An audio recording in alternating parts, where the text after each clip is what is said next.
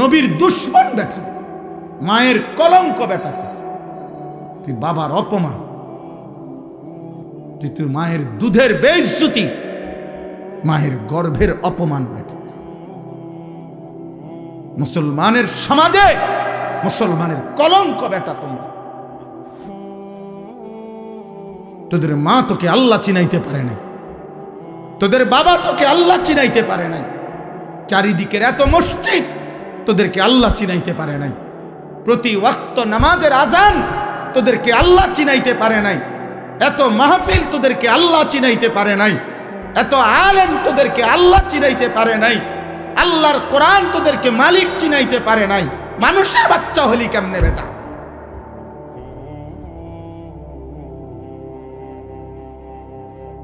ওই হাসে,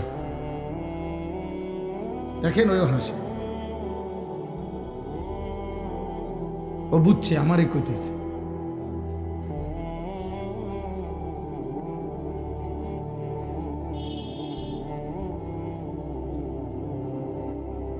এই জন্য লজ্জা থাকলে বেটা, রক্তে যদি মুসলমানের রক্ত থাকে এখন উঠে গিয়ে নামাজ পড়ে আয় যা বেটা।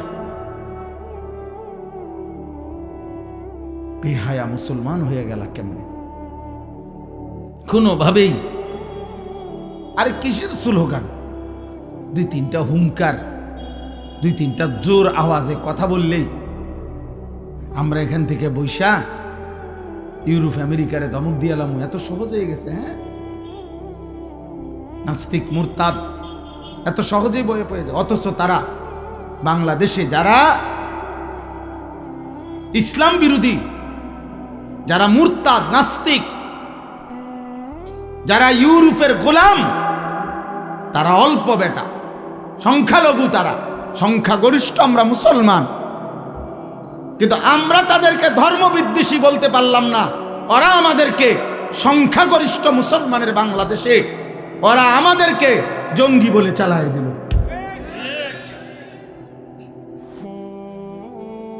আমরা হয়ে গেলাম ধর্মান্ধ, মানে আমরা ধর্ম নিয়ে অন্ধ। ওরা হয়ে গেল উদার। অল্প কয়টা ফাসিক ফুজ্জার,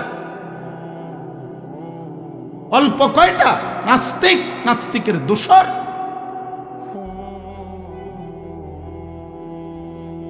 কারণ আমরা তো তোমাদেরকে বুঝাইতে পারলাম না, তোমরা তো আমগরে মনে করছো আমরা যারা হুজুর, আমরা মোল্লা, আমরা এতিমখানায় বড় হয়েছি। তোমরা ভাবছো আমরা এতিম বাচ্চা, আমরা ভিক্ষা করে খাই। তোমরা ভাবছো আমরা সমাজের অবহেলিত।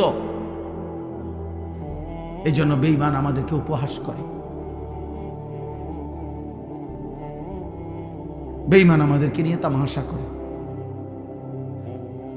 সংখ্যাগরিষ্ঠ মুসলমানের বাংলাদেশে আমরা কোরআনের আলোকে নারীর অধিকার বুঝাইতে পারলাম না, আর বেঈমান মুশরিক এবং মুশরিকের অনুসারীরা সংখ্যাগরিষ্ঠ মুসলমানের বাংলাদেশে কোরআনুল কারীমের মধ্যেও নারীর অধিকার সংরক্ষিত হয় নাই, এই কথার স্পষ্ট বক্তব্য এই 5ই আগস্টের পরেও এই বাংলাদেশে দিয়েছে। কেন পারলাম না যুবক আমরা বুঝাইতে? আমরা ব্যর্থ হইলাম কেন?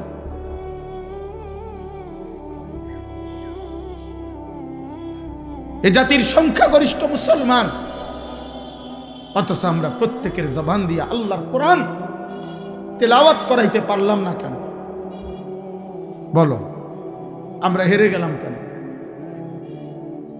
তোমরা বলো, এখানে যারা বসছো তোমরা তো সবাই আলহামদুলিল্লাহ মুসলমান আব্বা, কিন্তু এখানে তোমরা দাঁড়ায় বলো, এক পাশে দাঁড়ায়, যে তোমরা আল্লাহর কোরআন পড়তে পারো না। দেখে দেখেও শুদ্ধ কোরআন শরীফ পড়তে পারবে না একটা পৃষ্ঠা। এই পরিমাণ মানুষের, মুসলমানের সংখ্যা এই মুহূর্তে এখানে বেশি নাকি কম? তোমাদের বিবেক তোমরা দেখা বলো।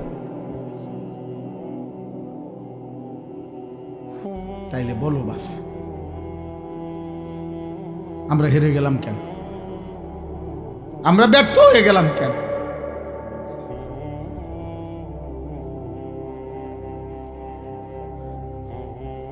বেঈমান তোমাদেরকে নারী দেখাইয়া কিনে ফেলছে, বেঈমান তোমাদেরকে উলঙ্গ ছবি দেখাইয়া ভুলাইয়া দিছে, বেঈমান তোমাদেরকে একটা সামান্য চুলের ফ্যাশন দেখাইয়া ভুলাইয়া দিছে, বেঈমান তোমাদেরকে একটা 12,000 টাকার মোবাইল দেখাইয়া ভুলাইয়া দিছে।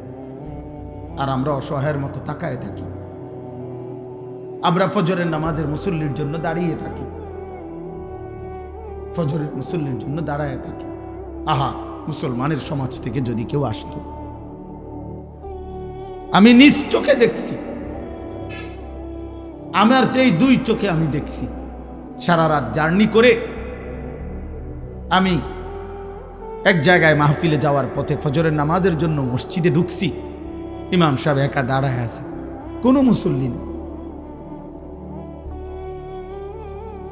কোনো মুসল্লি নেই। তাইলে মহল্লা তো মুসলমানের মহল্লা। ইমাম সাহেব বেচারা অপেক্ষমান, যদি কেউ আসে দয়া করে, যদি কেউ দয়া করে আসে। আহা,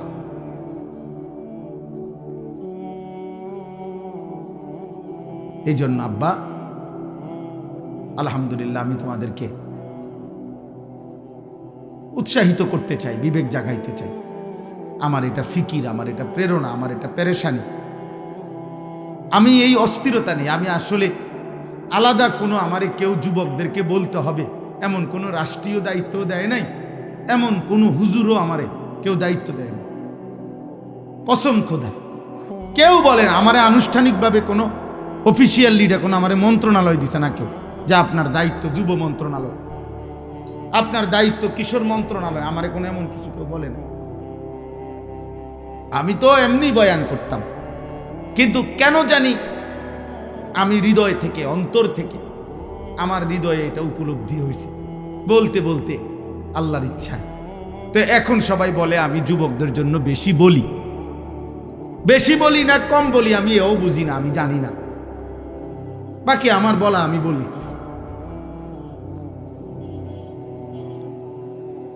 বলতেছি এতটুকু।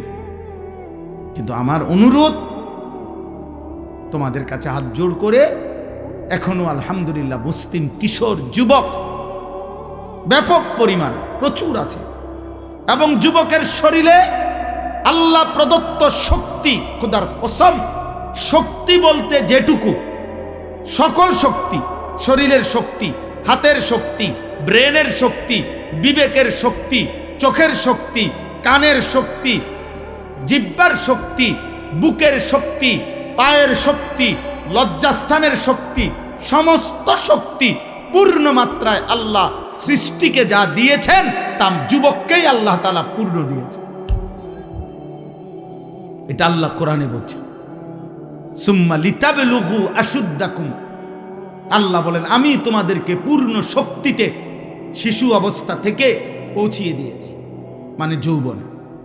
তাফসীরে আছে আল্লাহ বলছে মানুষের হায়াতকে আমি 3টা অবস্থা ভাগ করছি। প্রথম দুর্বল, তারপরে শক্তি, তারপরে দুর্বল। প্রথম দুর্বল শিশুকাল, দ্বিতীয় শক্তি যৌবনকাল, তৃতীয় দুর্বল বৃদ্ধকাল। আল্লাহ তাআলা বলছেন আমি মানুষের জীবন 3 ভাগে ভাগ করছি। এর মধ্যে শক্তি বলতে যেটুকু দিছি সেটা যৌবনকাল, শিশুকাল তাও দুর্বল, বৃদ্ধকাল তাও কি করলে কিছু এখনই করো, ভাবলে কিছু এখনই ভাবো। এখন ভাবনাও পরিষ্কার, চিন্তাও করতে পারবা ফ্রেশ। 60 বছরের বুড়া মিয়ার ভাবনা শক্তিও কমে গেছে, 70 বছরের চাচার বিবেক বুদ্ধিও কমে গেছে। আগের মতো মনে রাখতে পারে না, আগের মতো চেনে না। কোরআনুল কারীমের মধ্যে আছে আল্লাহ তাআলা বলছেন অমিনকুম মান ইউরাদ্দু ইলা আরজালিল উমর লিকাইলা ইয়ালামা মিন বাদি ইলমিন শাইআ। আল্লাহ তাআলা বলেন আমি আল্লাহ অসংখ্য ব্যক্তিকে জীবন চলার পথে একেবারে নিষ্কর্মা, অক্ষম, অসহায়, বৃদ্ধ বানিয়ে ফেলি। কতটা বৃদ্ধ? আল্লাহ বলেন একটা সময় আমি কাউকে কাউকে এমন বৃদ্ধ বানাই যেই বৃদ্ধ হয়ে গেলে সে আর একটি বিষয়ের জ্ঞানও তার আর থাকে না। কোরআন শরীফের কথা, লিকাই লা ইয়ালামা মিন বাদি ইলমিন শাইআ। গত 60 বছরে সে জানতো যা 70 বছরে যা জানতো আজ আর কিছুই জানে, আজ আর কিছুই কি নাই মনে নাই। আমার আম্মার বয়স 75 বছর, আজ আর কিছুই বোঝে। আমার মা ক্লাস 4-এ পড়ছে, 4র্থ শ্রেণী। এই 4র্থ শ্রেণী পড়ুয়া মায়ের আলহামদুলিল্লাহ ফিকিরে মেহনতে সংসারটা মা কষ্ট করে আব্বার সাথে, আমরা 5 ভাই 3 বোন, আলহামদুলিল্লাহ 8 জন ভাই বোনকে দিন শিখাইছে। 5 ভাই আলেমে দিন হইছে। এই ক্লাস 4 পড়ুয়া মারফুত আমি। আমার আম্মা 5 পাস করে নাই। তো আমি বুঝাইলাম, সেই মা এখন কিছু বুঝে, বয়স হয়ে গেছে। আমাদের আল্লামা মুফতি আমজাদ হুসাইন সাহেব, গতকালকে আমি ওনার বাড়ির মাহফিলে বয়ান করছি, গত রাতে ওনার ঘরে খানা খাইছি, মানে ওনার গ্রামের বাড়ি মনোহরগঞ্জ। তো ওনার আব্বারে দেখছি কালকে, অসুস্থ বৃদ্ধ, এমনি তাকায় রয়েছে। একটা শব্দ কইতে পারে না, কথা একটা শব্দ কিছুই কইতে পারে না, এমনি চাইয়া রয়েছে। এই জন্য নওজোয়ান সক্ষমতার সময়টা ফুর্তি করে নষ্ট করে দিলে, গড়বার সময় নষ্ট হয়ে গেল। গাছটা মাত্র উঠতেছিল, এই সময় ভাঙ্গা দিল। ডালটা মাত্র মোটা হইতেছিল, এই সময় ডালটা ভাঙ্গা দিল।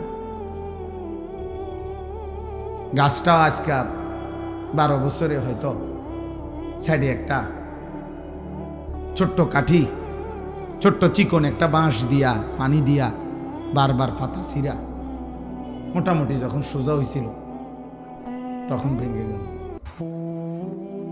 এক বাবা হয়তো 6 বছর, 8 বছর, 12 বছর, 10 বছর আদর যত্ন করে তিল তিল করে ধরে রাখছিল।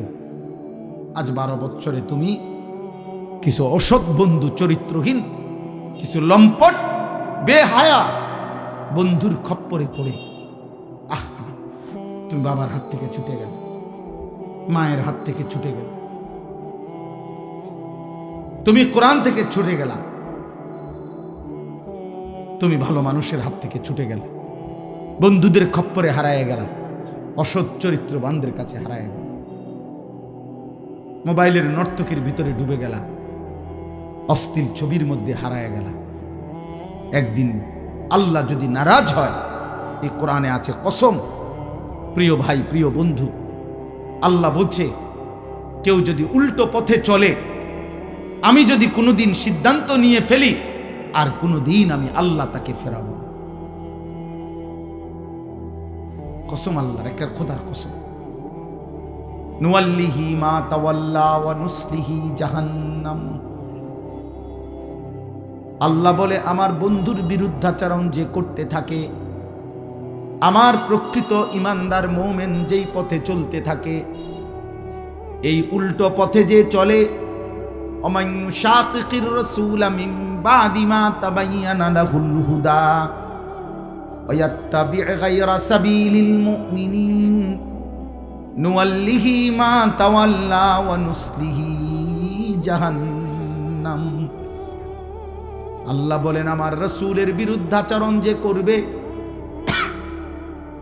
আমার ইমানদার মুমিনদের যেই পথ তার উল্টো পথে যে চলবে, একদিন সত্যি সত্যি আমি আল্লাহ তারে উল্টো পথেই চালাবো।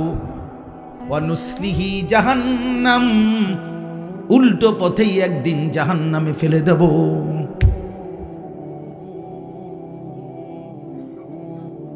তাইলে বাবা বলো, আর যদি কোনোদিন ফিরতে না পারো আল্লাহর পথে, আলোর পথে, এই নারীর আকর্ষণ যদি তোমার আর কোনোদিন না ছোটে, জিনাবে বিচারের এই দৃশ্য দেখা, এই অসভ্য, এই নষ্ট চরিত্র যদি আর কোনোদিন না বদলায়, হ্যাঁ, আমি তো এমন বুড়া মানুষ দেখছি, কসম খোদা, এমন বুড়া মানুষ তো দেখি, একবারে বুড়া বেকা হইয়া গেছে, বুড়া এমন ডাকাত, একটা সেজদা দেন, আর আমি সবাইরে বলতেছি না, আমি নিজে দেখছি, আমার মহল্লাতে আছে। আয় হায়, আয় হায়, 70 বছরের বুড়া চাচা আর কোনোদিন আখেরাত মনে পড়ে না, আখেরাত মনে পড়ে। আল্লাহ যদি না ফিরায়, আমরা হাজার ওয়াজ বেটা, আমি বক্তা না বেটা, বাংলাদেশের সমস্ত বক্তা যদি বাইটা পাউডার বানাইও খাওয়ায়, আল্লাহর কসম, আল্লাহর কসম, আল্লাহর কসম, হেদায়েত চূড়ান্ত ফয়সালা আমাদের কারো হাতে না, শুধুই কেবল আল্লাহর হাতে, আল্লাহর হাতে, আল্লাহর হাতে। আমরা শুধু বলে যাই আমরা ফেরিওয়ালা, যে শুধু পণ্যের ঘোষণা দিতে থাকি, যে রবের কথা বলতে থাকি, আসমানওয়ালার কথা বলতে থাকি, বলতেই আছি, বলতেই থাকি, কিন্তু ফয়সালা করে কে? আল্লাহ। আমাদের নবী সাল্লাল্লাহু আলাইহি ওয়াসাল্লামের হাতে অসংখ্য লোক কালেমা পড়ে মুসলমান হয়েছে কিনা? কথা বলে না তো, তা আবু তালেব হলো না কেন? নবীজির আপন চাচা, উনি তাইলে নবীর হাতে কালেমা পড়ল না কেন? মূলত ফয়সালা তাইলে কোথায়? আবু জেহেলের ঘর, এই গোটা মক্কার আল্লাহর ঘর কাবা ঘরের সর্বপ্রথম, কাবা ঘরের পরে প্রতিবেশী হিসাবে সর্বপ্রথম ঘর যার? আবু জেহেলের ঘর। কাবার পরে, আল্লাহর ঘরের পরে কারো ঘর এতটা কাছে ছিল না, আবু জেহেলের ঘর ছিল কাবার প্রতিবেশী, প্রথম ঘর। এখনো এই বাথরুম টয়লেট ওইখানে, হাজি সাহেবরা পেশাব পায়খানা করে ওইখানে গিয়া। তো এই ঘর দেখলেই বোঝা যায় আল্লাহর ঘরের পরে প্রথম ঘর, কাবার প্রথম ঘর, কাবার পরে আবু জেহেলের ঘর। কিন্তু আসমানওয়ালা বলছে এত কাছে থেকেও আমি হেদায়েত দেব না। তো পাইছে হেদায়েত হযরতে বেলাল। আব্বা সে মক্কারও না, মদিনারও না, সে হাবশী গোলাম, আফ্রিকা থেকে মালিক টাইনা বেলালকে বলছে, বেলাল আয়, তোরে ঈমান দেব, তোরে জান্নাত দেব। সালমানকে আল্লাহ বলছে, সালমান তুই পারস্য থেকে আয়, ইরান থেকে, আমি তোকে ঈমান দেব। হযরতে সুহাইব, আল্লাহ বলছে তুমি রোম থেকে আসো, ইটালি থেকে। হযরত সুহাইবের বাড়ি ছিল ইটালি, রোম, সুহাইব রুমি। আল্লাহ তাআলা সেখান থেকে টেনে এনে নবীর সাহাবী বানাইছে। হযরত আবু যর গিফারি, মক্কা মদিনার না, গিফার গোত্রের, অনেক দূর। হযরত আবু হুরায়রা, সবচেয়ে বেশি হাদিস বর্ণনাকারী সাহাবী আবু হুরায়রা, উনিও মক্কারও না, মদিনারও না, উনিও দাউস গোত্রের, আরবের বহু দূরের গোত্র। ওইখান থেকে এসে 7ম হিজরিতে নবীজি সাল্লাল্লাহু আলাইহি সাল্লামের ইন্তেকালের মাত্র 4 বছর আগে আল্লাহ তাকে টেনে আনছে, কালেমা পড়াইছে, নবীর সাহাবী হইছে। 4টা বছর বলছে, আমার বন্ধুর সাথে তুই লাইগা থাক আবু হুরায়রা, আমি তোকে পৃথিবী চমকায় দেব। 4 বছরের সোহবতার সান্নিধ্যে নবীর আজ পৃথিবীর সকলেই জানে সবচেয়ে বেশি হাদিস বর্ণনাকারী সাহাবী, 23 বছরের সাহাবী গরো পিছে হালাই দিছে।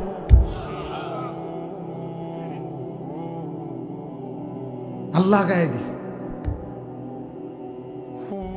এই জন্য জওয়ান ভাই, চলো আমার কথা শেষ।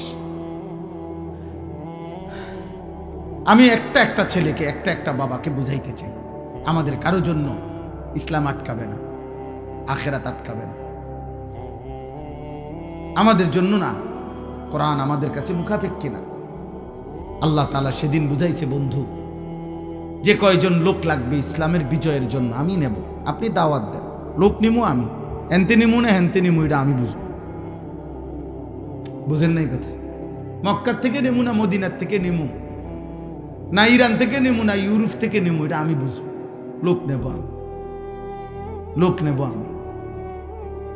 কিন্তু আপনি দাওয়াত দেন, আপনি বলেন, আপনি নিজস্ব সিদ্ধান্তে ফয়সালা দিতে পারবেন না, হেদায়েত দিতে পারবেন না। এই জন্য আমরা তোমাদেরকে আল্লাহর হাওয়ালা করছি।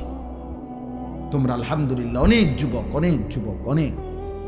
তোমরা আমার এটারে অনুরোধ, আমি কোরআন হাতে ধরে বলব, তোমরা আমার এটারে জনপ্রিয়তা মনে করো না। আমি ব্যক্তিগতভাবে কোনো দল পার্টির সাথে আমার কোনো সম্পৃক্ততা নেই, কাজে আমার কোনো জনপ্রিয়তার দরকার নেই।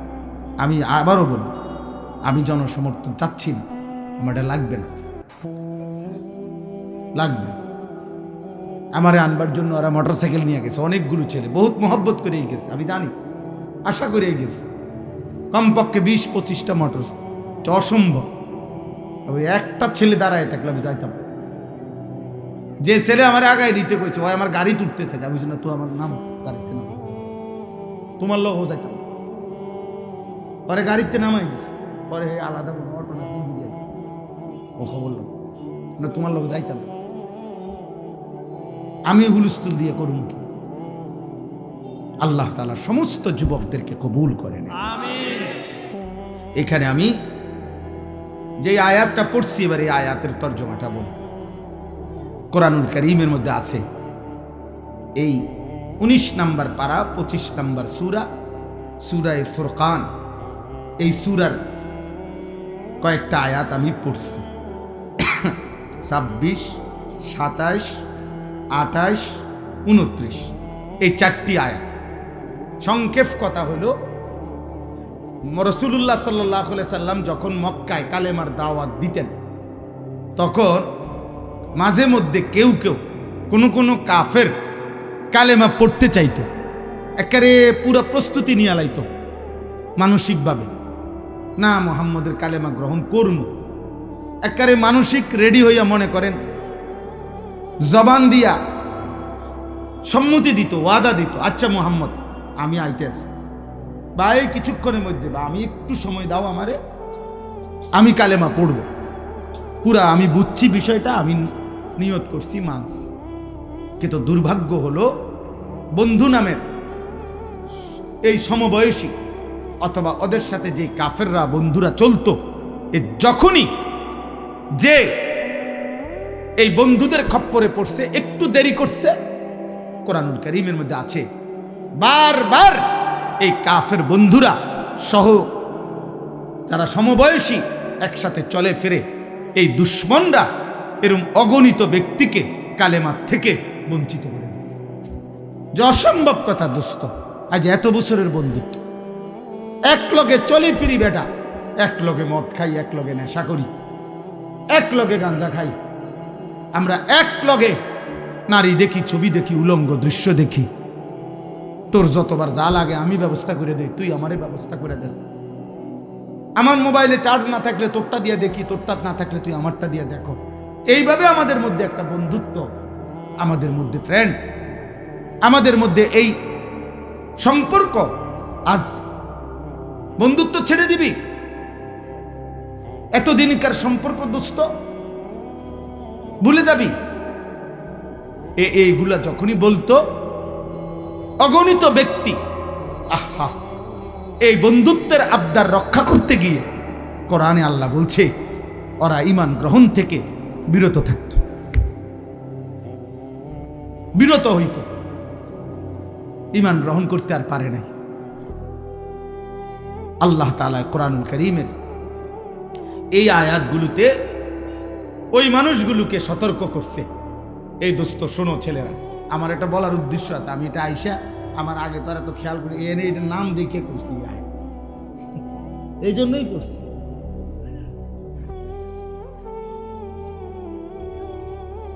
মানে এখন নামটাতে সুন্দর, ফ্রেন্ডস ক্লাব, দোস্ত ক্লাব, এই দোস্ত ক্লাবের জন্যই বলছি। এটা দেখেই আমি আয়াত করছি। আমি আরেকখান দিয়া পড়ব নিয়ত করছিলাম কোরআন শরীফে, কিন্তু ওই নাম আইসা দেখা তাৎক্ষণিক এখান থেকে পড়ছি ফ্রেন্ডসের জন্য। তো আমার ভাই, আমার বন্ধু, আল্লাহ তাআলা তাদেরকে মনে করাই দিছে যে হায় বন্ধু তোমার কত বড় ক্ষতি করে ফেলল, আয় আয় হায় দোস্ত। সে হয়তো বলছিল, দোস্ত হুজুরের কথাগুলো ভাল লাগছে রে, নারী নামাজ পড়মু রে, আরে দূর বেটা, বেটা দাঁত ফালাই তুমি বেটা, পাগল কথা। কত হুজুর আইয়ে যায় বেটা, চিনি না বেটা, হুজুরের মধ্যে তো কত বেটা সদর বদর আছে বেটা, হুজুরের তো কথার স্টেশন নাই। এই মানে আমরা দিলওয়ারি,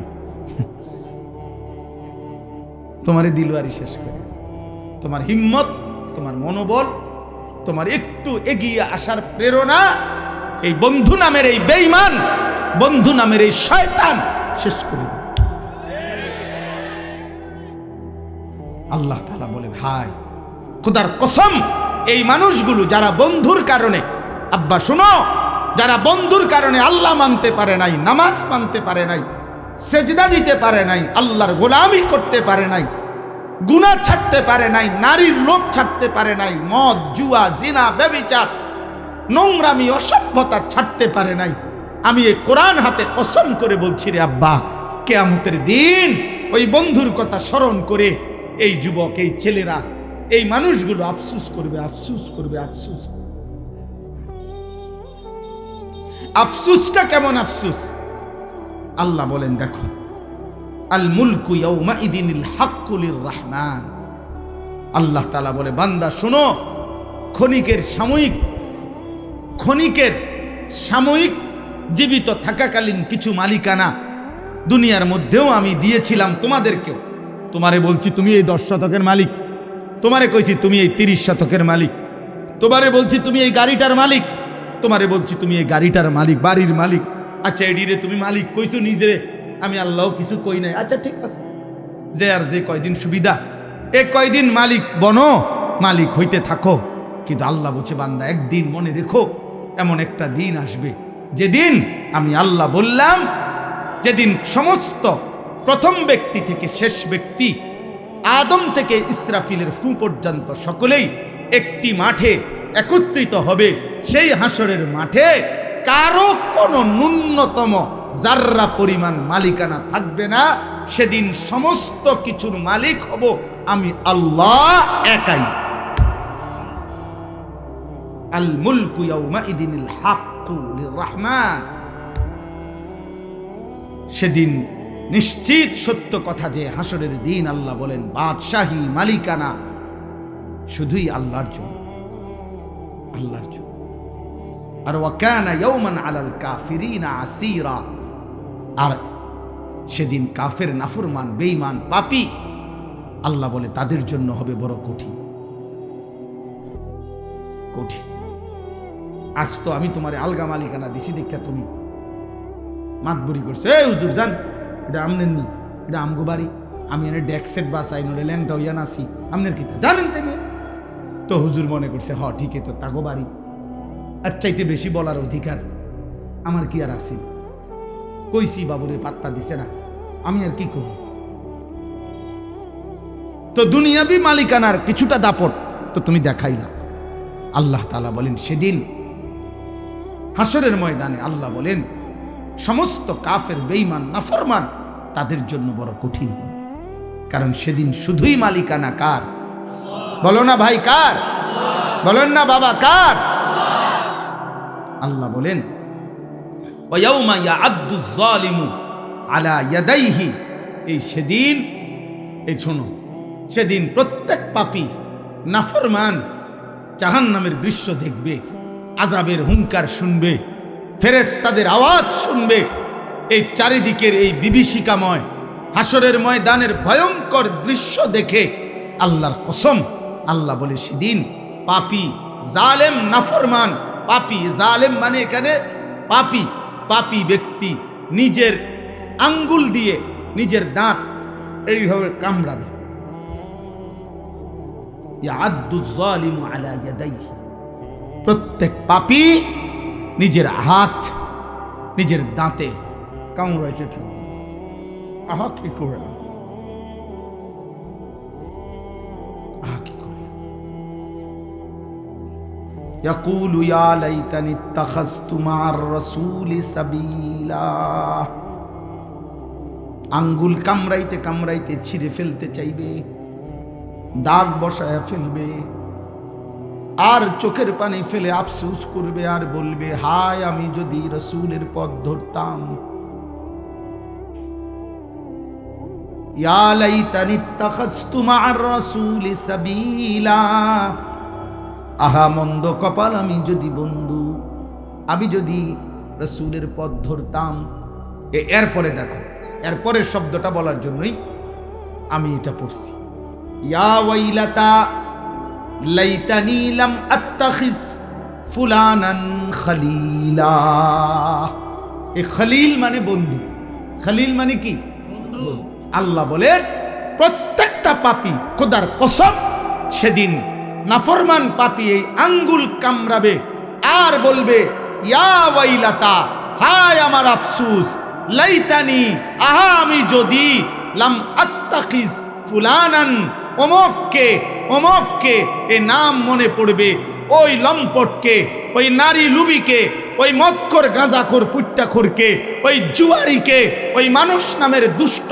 বলেন তারা যখন নবীজির সামনে আল্লাহর কথা শুনতেন মনে হতো যেন ওনাদের শরীরে মাথা নাই, মানে এতটা নীরব নিস্তব্ধ, এতটা মনোযোগী হইতেন যেন মাথা এক বিন্দু নড়ে না। কোন কোন সাহাবা বর্ণনা করছেন মনে হইতো যেন আমাদের মাথার উপরে, কাঁধের উপরে আইসা পাখি বসছে, আমরা এভাবে নীরব থাকতাম, কোনো নড়াচড়া নেই। ইচ্ছা করলে পাখি এসে বসতে পারত, এতটা মনোযোগ দিতেন।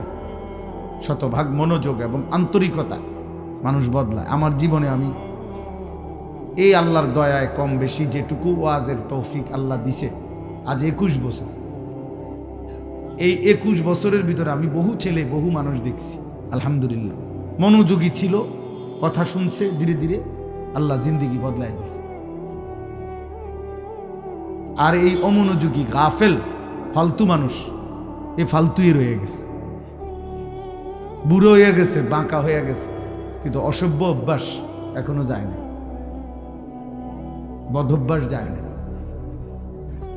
কোনো পরিবর্তন নেই। কেন? কলিজা খুললে দেখা যাবে হৃদয়ে আল্লাহর কথা শুনবার, গ্রহণ করার কোনো মানসিকতাই ছিল না, যার কারণে কোনোদিনও পরিবর্তন হয় না, বদলায় না। একটা 1 বছরের বাচ্চা সে যদি একটা ছোট্ট পুকুরে পানিতে, একটা 1 বছরের বাচ্চা, মাসুম বাচ্চাও যদি একটা ঢিল মারে, ছোট্ট ঢিল, বাচ্চাটাই ছোট, ঢিলটাও তো ছোটই হবে, এই একটা ছোট্ট ঢিল মারলেও ওই পানিটা একটু হলো নড়ে। আর এটা কেমন মানুষ, খোদার 1 বছরে প্রতিদিন 5 ওয়াক্ত নামাজের আজান হয়, একদিনও 5 ওয়াক্ত নামাজ পড়ে না, এটা কেমন মানুষ? এটা তো আসলে মানুষ না, এটা মানুষ রূপী এক ধরনের জানোয়ার। এটার তো কোনো দিল বলতে কিছু নেই। এই দিল যদি পাথরও হইতো তাইলেও পাথরের উপরেও যদি কেউ 1 বছর পানি ঢালতো, পাথরটাও নরম হয়ে যেত। 365 দিন খোদার 1 বছরে কোনো দিন ফজরের আজান শোনে না, সে কিসের মানুষের বাচ্চা? এইটা অমানুষ না তো মানুষ? অমানুষটা কি? এটা মানুষরূপী জানোয়ার না তো জানোয়ারটা কি?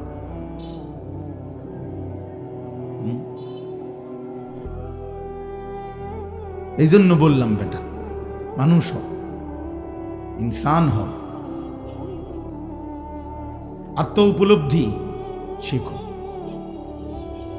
এই হুড়াহুড়ি, লাফালাফি, ফালাফালি, মোবাইল, ভিডিও, ছবি, বেডা বেডি, চটপটি, বুট বাদাম, খেলতামাশা, এটা পাগল ছাগলের জীবন, মাতাল প্রতিবন্ধীর জীবন। বাবা, জীবনের কোনো আগা নাই, মাথা নাই, রাত নাই, দিন নাই, ইজ্জত নাই, সম্মান নাই, ভদ্রতা নাই, আখলাক নাই,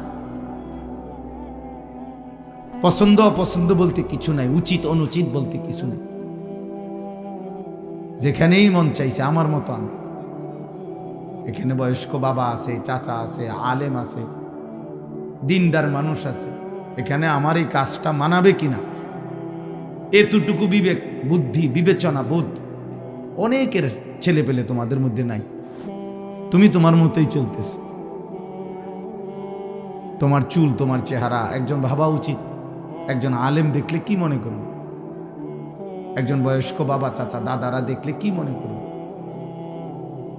মা চাচিরা দেখলে কি মনে করবে। তোমার মুখের এই বিশ্রী গালি, মাত্র 14 বছর 16 বছর বয়সে এমন নোংরা গালি এক বন্ধু আরেক বন্ধুকে দেয়, কুত্তাও এমন কথা কয়। এটা বন্ধুত্ব হইল? বন্ধু আবার বন্ধুরে গালি দেয় কেন? বন্ধু আবার বন্ধুর ফাঁসাত লাথি দেয় কেন? বন্ধু আবার বন্ধুর বোনকে নিয়ে অসভ্য কথা বলে কেন? কিভাবে সম্ভব? যদি মানুষ হইত। এজন্য ভাইয়া মনে রাখো বাবা, যে যেখান থেকে আসো ভাইব, জীবনের অর্থ কিন্তু শুধু উপভোগ না,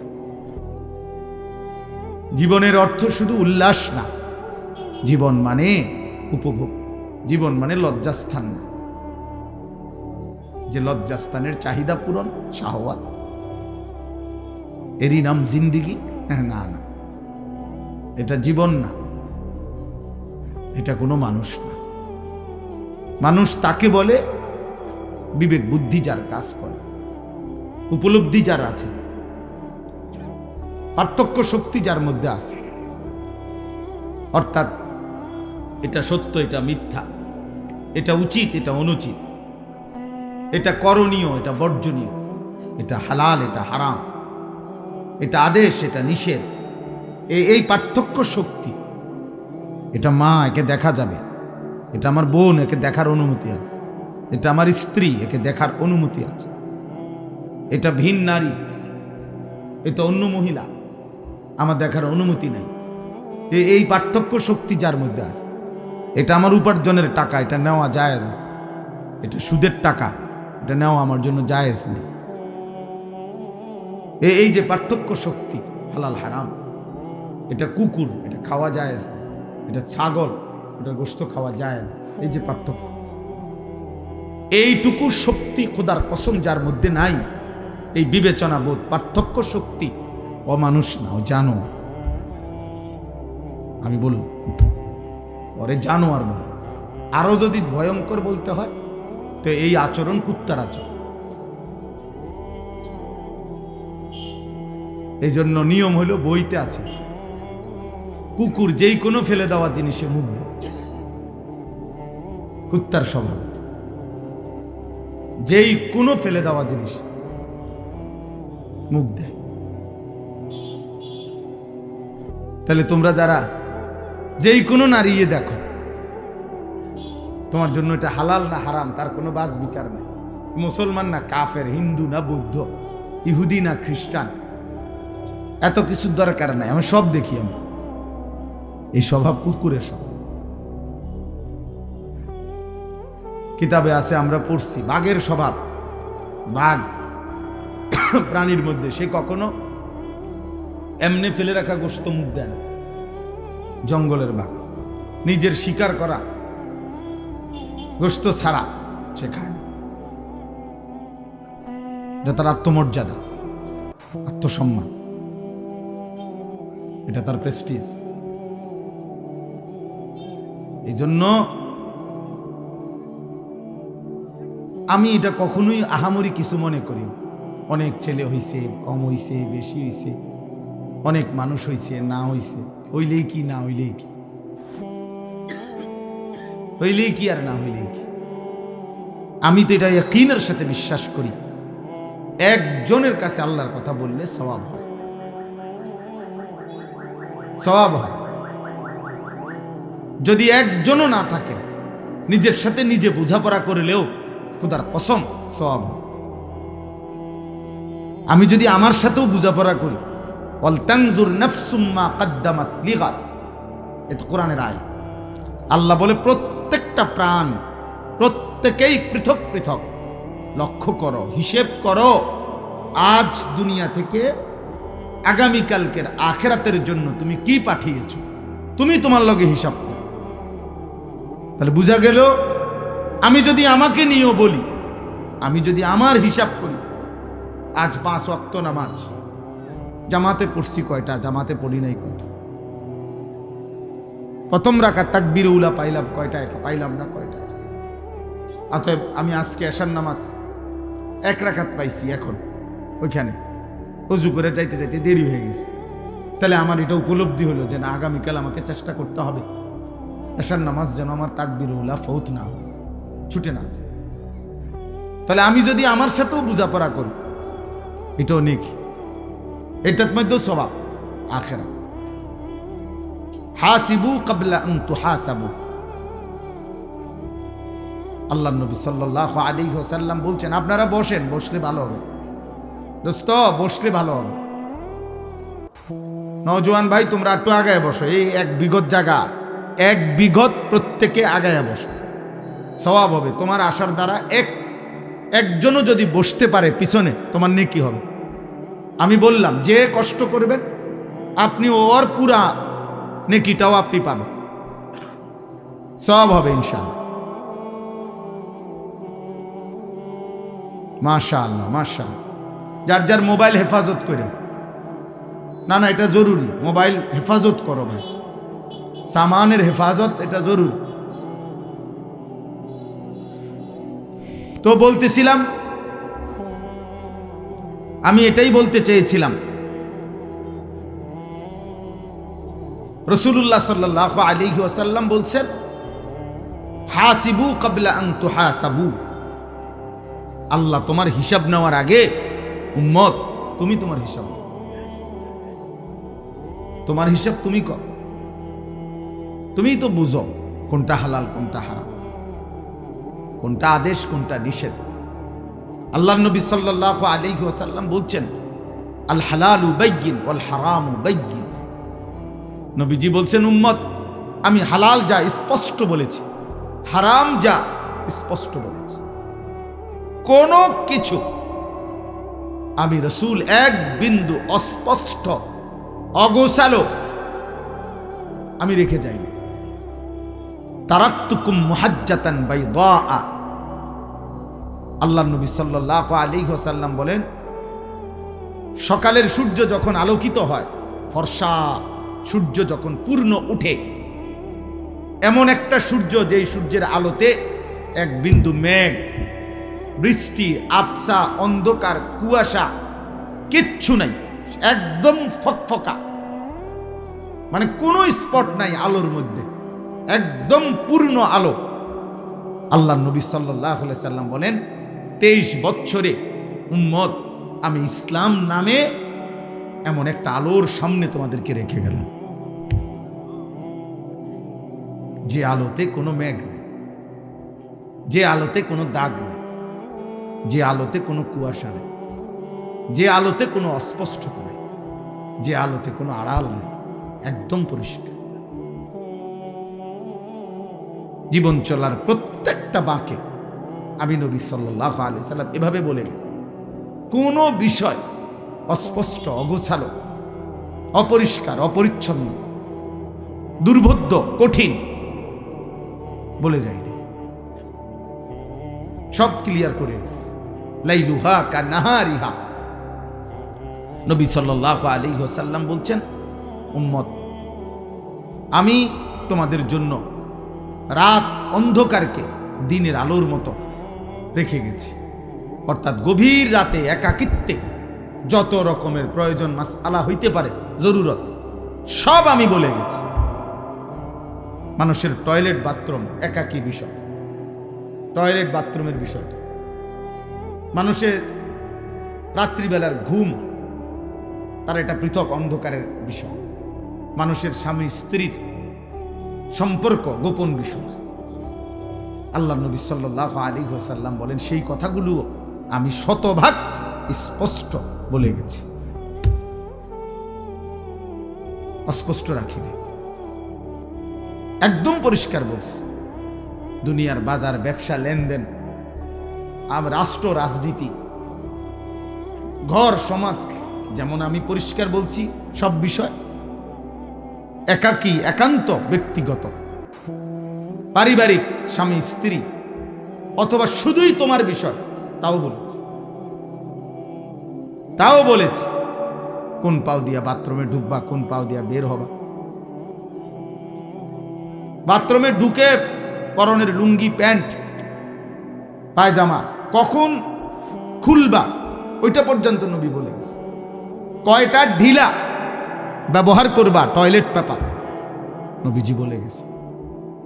শীতকালে ঢিলা ব্যবহার করবা সামনের দিক থেকে পিছন দিকে, না পিছন দিক থেকে সামনের দিকে, গরমকালে কোন দিক থেকে, আমি রাসূল সাল্লাল্লাহু আলাইহি সাল্লাম নবীজি তাও বলে গেছে, তাও বলে গেছে। এভাবে শিখাইছেন, এভাবে উম্মতের কাছে একটা সুতা অস্পষ্ট রেখে যাবে। দুর্ভাগ্য উম্মত, বিশেষ করে নওজোয়ান, যখন শিখার সময়, যখন নিজেকে গড়ার সময়, যখন নিজেকে সাজানোর সময়, তখন তোমরা লাওয়ারিসের মতো। কে মা, কে বাবা, কে আল্লাহ, কে রাসূল, কে সৃষ্টিকর্তা, কে বানাইলো, কোত্থেকে আসলা, কে কেন বানাইলো, কেউ তোমার উপরে কোনো দায়িত্ব দিছে কিনা, তোমার কোনো করণীয় আছে কিনা, কিচ্ছুর খবর। অগণিত ছেলের চুল চেহারা দেখলে বোঝা যায়, চলাফেরা দেখলে বোঝা যায়। এখানে যদি এই মুহূর্তে এখন 1000 ছেলে বসে থাকো, 950 ছেলের চেহারা দেখলে বোঝা যায়। এশার নামাজের সেজদা দেন, হায় বেয়াদব, কেন বসলি? আল্লাহর দুশ্মন, একটা সেজদা দিতে মন চাইল না তোর, কেন বসলি? মৌলবীর ওয়াজ শুনে করবি কি বেটা? বক্তার ওয়াজ শুনে করবি কি?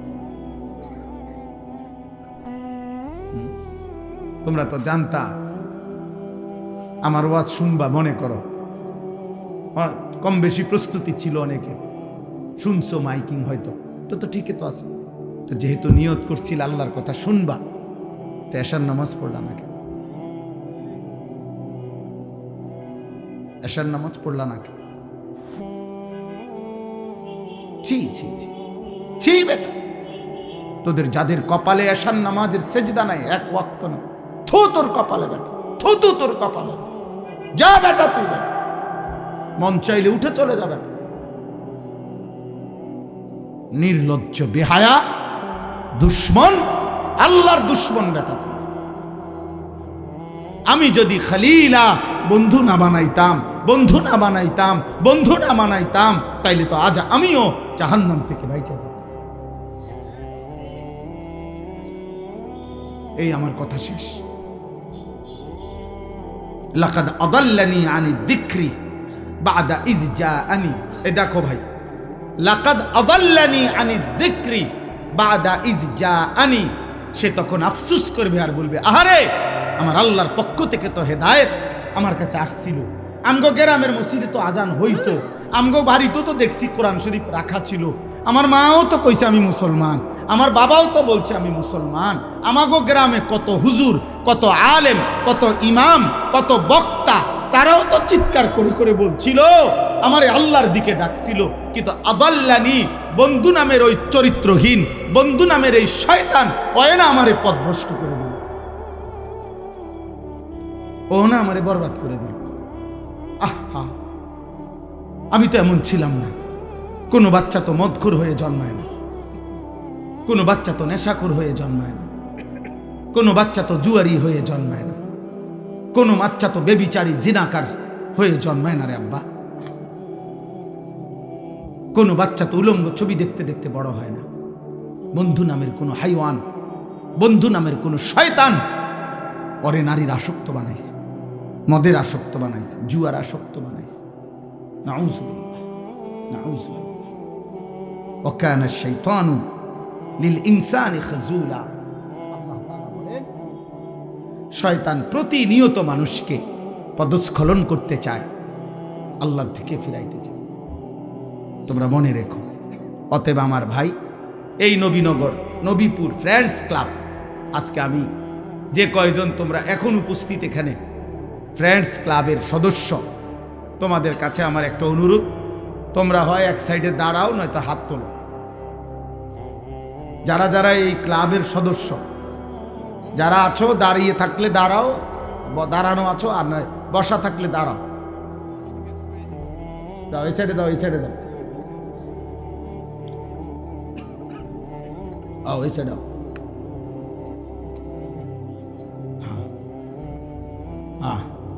আর আছে তোমরাও দোস্ত, তোমরাও, আপনারাও মাশাআল্লাহ। আর ওইদিকেও আছে কিছু, হ্যাঁ, এই বেজদারিরাও না, মাশাআল্লাহ মাশাআল্লাহ।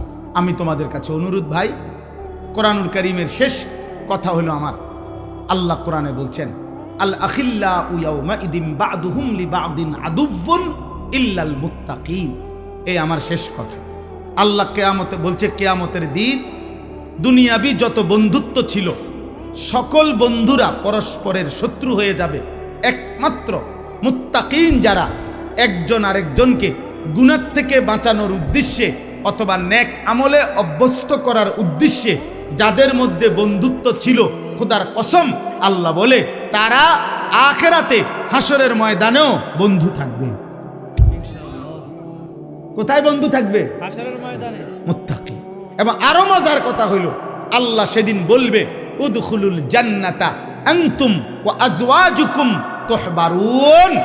আল্লাহ বলে যদি বন্ধুত্বটা তাকওয়ার ভিত্তিতে হয়, যদি বন্ধুত্বটা গুনাহ ত্যাগের ভিত্তিতে হয়, যদি বন্ধুত্বটা আল্লাহর ইবাদতের ভিত্তিতে হয়, খোদার কসম আল্লাহ বলছে, আল্লাহ নিজে ডাক দিয়ে বলবে, হে আমার মুত্তাকি বান্দারা, তোমরা প্রত্যেকেই তোমাদের তাকওয়ার বন্ধু জীবন চলার পথে যারা ছিল, বন্ধুদেরকে সাথে নিয়ে খুশি চিত্তে জান্নাতে ঢোকো। অতএব আমি তোমাদের কাছে ওসিয়ত করে গেলাম, আর কোনো দিন যদি আমি বলতে না পারি, তোমরা কমপক্ষে বলো যে তোমাদের এই ফ্রেন্ডস ক্লাব, তোমাদের এই বন্ধু ক্লাব, তোমাদের এই দোস্ত ক্লাব ইমানের বন্ধুত্ব, বলো ইনশাআল্লাহ। তাকওয়ার বন্ধুত্ব, বলো ইনশাআল্লাহ। গুনাহ থেকে ফেরাবো আমরা ইনশাআল্লাহ, আল্লাহর দিকে ডাকবো আমরা ইনশাআল্লাহ, বলো নওজোয়ান ইনশাআল্লাহ। একটা একটা যুবককে ফিরাইবা, বলো ইনশাআল্লাহ। ফজরের নামাজের জন্য প্রয়োজনে হ্যান্ড মাইক কিনা দুয়ারে দুয়ারে ফজরের নামাজের জন্য ডাকো ইনশাআল্লাহ।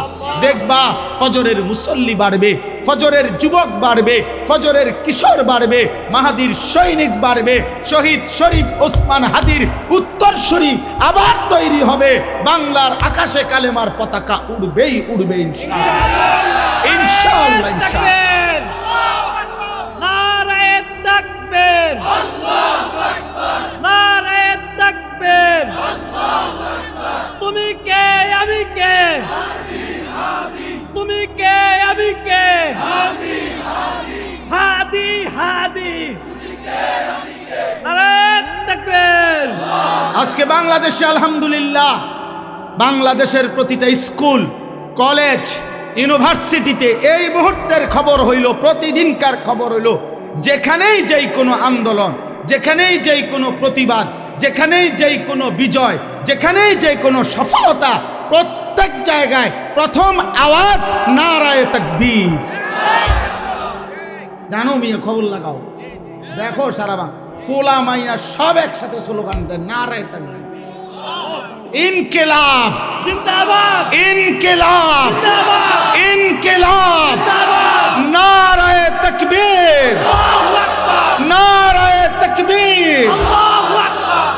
আল্লাহ কবুল করেন, আল্লাহ ভালো রাখেন। আমিন। সব ভাই বসো। আব্বা, আমার প্রিয় ছাত্র, আমার প্রিয় সাগরিদ, আমার সারা বছর সারা জিন্দিগির এই কিশোর যুবকের যত কাজ আমি করি, আমার এই কাজের আমার যে সহকারী, যে আমার সাথে সব কাজে আমাকে সহযোগিতা করে, আমার একান্ত প্রিয় ছাত্র, যে আমার ফিকির লালন করে, যে আমার মেজাজ লালন করে, আমার প্রিয় ছাত্র, প্রিয় সাগরিদ হযরত মাওলানা ইয়াহইয়া ইউনুসী।